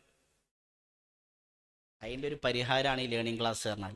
അവിടെ കൊടുന്നിരുത്തി അവിടെ പറയുന്ന ആശയങ്ങൾ അവർക്ക് പഠിപ്പിച്ചു കൊടുക്കുക. അതിന് കൂട്ടായൊരു പരിശ്രമം നമ്മളെ കുടുംബത്തിൽ നിന്നുണ്ടായാൽ അത് ഫലം ചെയ്യുന്നുള്ളതാണ്. ഈ ഇസ്ലാമിൻ്റെ ഏറ്റവും വലിയ പ്രത്യേകത, ഖുർആനിൻ്റെ ഏറ്റവും വലിയ പ്രത്യേകത, ബോധപൂർവം പറയുന്ന ഒരു പോയിന്റാണത്. ഇസ്ലാമിന് ഉത്തരം പറയാൻ കഴിയാത്ത ചോദ്യങ്ങളില്ല, ഖുർആനിന് പരിഹരിക്കാൻ കഴിയാത്ത പ്രശ്നങ്ങളുമില്ല. അത് നിങ്ങൾ നല്ലോണം ആലോചിക്കണം. ഇസ്ലാമിന് ഉത്തരം പറയാൻ കഴിയാത്ത ചോദ്യങ്ങളില്ല, ഖുർആനിന് പരിഹരിക്കാൻ കഴിയാത്ത പ്രശ്നങ്ങളുമില്ല. കാരണം അള്ളാഹ് പറഞ്ഞാണ് ഷിഫാഉൽ ലിമാ ഫി സുദൂർ, ഹൃദയങ്ങൾക്കുള്ള എല്ലാ പ്രശ്നങ്ങൾക്കുള്ള പരിഹാരമാണ്, ശമനമാണ് ഈ ഖുർആൻ എന്നുള്ളത്. സൂറത്ത് യൂനുസ്. അത് ഞാൻ എൻ്റെ അനുഭവത്തിൽ നിന്ന് കൂടിയാണ് പറയുന്നത്. എനിക്ക് പരിചയമില്ല ഒരു കുടുംബം, ഒരു ഗൾഫിൽ സെറ്റിലാണ്, നല്ല നിലയിലാണ്. അപ്പോൾ കഴിഞ്ഞ ദിവസം അബുദാബിയിലാണ്. ആ കുടുംബനാഥൻ വാട്സപ്പിൽ മെസ്സേജ് അയച്ചിരുന്നു. എന്താ പ്രശ്നം എന്ന് വെച്ചാൽ ഭാര്യയ്ക്ക് ചെറിയൊരു മെൻ്റൽ പ്രോബ്ലം, മാനസികപരമായിട്ടുള്ള ചില പ്രശ്നങ്ങൾ. അപ്പം ഇസ്ലാമികരമായിട്ട് എന്താ ഇപ്പം ചെയ്യാൻ പറ്റുക എന്നുള്ളതാണ് അവരുടെ ചോദ്യം. അപ്പം ഞാൻ പറഞ്ഞത് 8 ലക്ഷം രൂപ അയാൾക്ക് ശമ്പളമാണ്. 8 ലക്ഷം നമ്മുടെ നാട്ടിൽ. 2 ലക്ഷം രൂപ ഭാര്യയ്ക്ക് ശമ്പളമാണ്. മാസം 10 ലക്ഷം രൂപ ശമ്പളം വാങ്ങുന്നൊരു കുടുംബമാണ്. അപ്പം ഞാൻ എന്താ പോലും പറഞ്ഞു കൊടുക്കുക? ഞാൻ എൻ്റെ പള്ളിയിൽ നിന്ന് കമ്മിറ്റിക്കാരോട് പറഞ്ഞൊരു 10,000 രൂപ പിരിച്ചിങ്ങൾക്ക് മാസം തരാമെന്ന് പറഞ്ഞാൽ ഒലിക്ക് സമാധാനമാവുമോ? 10 ലക്ഷം രൂപ ഒലിക്ക് മാസം ശമ്പളമാണ്, പൈസ ആവശ്യമില്ല. എന്നാ പെരിന്തമണ്ണ മൗലാനയിൽ അൽഷിഫയിൽ ഇന്ന ഡോക്ടർമാരൻ അങ്ങോട്ട് പോയിക്കോ എന്ന് പറഞ്ഞാൽ അങ്ങനെ ഡോക്ടർ റെഫർ ചെയ്ത് കൊടുത്താൽ ഒലിക്ക് സമാധാനമാവുമോ? അബുദാബിയിൽ തന്നെ ഏറ്റവും സൂപ്പർ സ്പെഷ്യാലിറ്റി ആശുപത്രിയിലാണ് അവർ ചികിത്സിച്ചു കൊണ്ടിരിക്കുന്നത്. ഖുർആന്റെ ആശയങ്ങൾ പറഞ്ഞു കൊടുത്തു. വലനബുലുവന്നക്കും ബിശൈഇൻ ഖൗഫിൽ, പരീക്ഷിക്കും, ഇത് പരീക്ഷണങ്ങളാണ്, പരീക്ഷണങ്ങൾ ക്ഷമിച്ചാൽ സ്വർഗമുണ്ടോ, ബശ്ശിരി സ്വാബിരി, പ്രവാചകൻ ഹദീസുകളൊക്കെ പറഞ്ഞു കൊടുത്തു. വേജാറോടെ മെസ്സേജ് അയച്ച അയാൾ അവസാനം അൽഹംദുലില്ലാ എന്ന് പറഞ്ഞിട്ടാണ് ആ സംഭാഷണം അവസാനിപ്പിച്ചത്. അപ്പോൾ അയാൾ അവസാനം മെസ്സേജ് ചെയ്യുന്നു, ഭാര്യയ്ക്ക് അസുഖങ്ങളൊക്കെ മാറിയിട്ടുണ്ട്, ഇസ്ലാമിലെ ട്രീറ്റ്മെൻറ്റ് ചെയ്തു, ഭൗതിക ട്രീറ്റ്മെൻറ്റ് ചെയ്തു, ഒക്കെ ആശ്വാസമായിട്ടെന്ന് പറഞ്ഞത്. ഞാൻ പറഞ്ഞ ഇതാണ് ഇസ്ലാമിന് പരിഹരിക്കാൻ കഴിയാത്ത, ഖുർആനിന് പരിഹരിക്കാൻ കഴിയാത്തൊരു പ്രശ്നങ്ങളുമില്ല. നമ്മുടെ പ്രശ്നങ്ങൾക്കുള്ള പരിഹാരം ഈ പരിശുദ്ധ ഖുർആൻ. ഇബ്നുൽ ഖയ്യിം റഹിമഹുല്ലാ പറഞ്ഞത് ഖുർആൻ കൊണ്ട് ശമനം കിട്ടാത്തവന് ഒന്നുകൊണ്ടും ശമനം കിട്ടൂല എന്നാണ്. ഖുർആൻ കൊണ്ട് ശമനം കിട്ടാത്തവന് ഒന്നുകൊണ്ടും ശമനം, ശാരീരികമായ മാനസികമായ മുഴുവൻ പ്രശ്നങ്ങൾക്കുള്ള പരിഹാരം ഖുർആനിലുണ്ട്. ഭ്രാന്ത് ബാധിച്ച ഒരു മനുഷ്യനെ പോലും 7 ഫാത്തിഹ ഓതി സ്വഹാബി ചികിത്സിച്ച് രോഗം ശിഫയാക്കിയിട്ടുണ്ട്. സ്വഹിയായ ഹദീസുകളിൽ ഇതാണ്. വിഷം തീണ്ടിയ ഒരു മനുഷ്യനെ സ്വഹാബി റുഖ്യ ചെയ്ത് ആയത്തോതി ട്രീറ്റ് ചെയ്ത് ശരിയായിട്ടുണ്ട്. ശാരീരികമായ മാനസിക മുഴുവൻ പരിഹാരം ഖുർആനിലുണ്ട്. പക്ഷെ ആ ഖുർആൻ അതുപോലെ നമ്മൾ മനസ്സിലാക്കണം എന്നുള്ളതാണ്. അത് മനസ്സിലാക്കാൻ നമുക്കുള്ളൊരു വലിയ മാർഗമാണ് പ്രിയമുള്ളവരെ നമ്മുടെ നാടുകളിൽ ലേണിംഗ് ക്ലാസ്സുകൾ എന്ന് പറഞ്ഞത്. അപ്പോൾ ഖുർആനുള്ള മൂന്നാമത്തെ നമ്മുടെ ബാധ്യത ഖുർആനിൻ്റെ ആശയങ്ങൾ പഠിക്കേണ്ടതാണ്. അവസാനമായിട്ട് ഞാൻ പറയട്ടെ, ഖുർആനോട് നമുക്ക് 4ാമത്തെ പ്രധാനപ്പെട്ട കടമ ഖുർആനിൻ്റെ ആശയങ്ങൾ ജീവിതത്തിലേക്ക് ചേർത്ത് വെക്കുക എന്നുള്ളതാണ്. ഇത് ഏറ്റവും പ്രധാനപ്പെട്ട ഒരു കാര്യമാണ്. പല സ്ഥലങ്ങളിലും ചെന്നാൽ ലേണിംഗ് ക്ലാസ്സിന് മുന്നില്ല ആളേക്കരം. പക്ഷേ പിന്നെ ഒരു പ്രയാസം ഇങ്ങനെ കണ്ടിട്ട് എന്താ ഇപ്പം ഇങ്ങനെ ഒരു വലിയ പ്രയാസം ക്ലാസ്സിലൊന്നും കാണാനില്ല, അങ്ങനെ അറിയുമ്പോൾ ഉസ്താദേ അത് വല്ലാതെ പ്രയാസപ്പെട്ടപ്പോൾ ബാങ്ക് പോയി കുറച്ച് ലോൺ എടുത്തു, പലിശ കയറി ആകെ ഇടങ്ങറായി നിൽക്കാൻ. എത്ര ശക്തമായിട്ടാണ് പരിശുദ്ധ ഖുർആൻ പലിശയെ തീർത്തുങ്ങൾ ആലോചിച്ചു. നിങ്ങൾ പലിശ ഉപേക്ഷിച്ചിട്ടില്ലെങ്കിൽ അള്ളാഹുവിനോടും റസൂലിനോടും യുദ്ധം ചെയ്യാൻ നിങ്ങൾ തയ്യാറായിക്കൊള്ളൂ എന്നാണ്.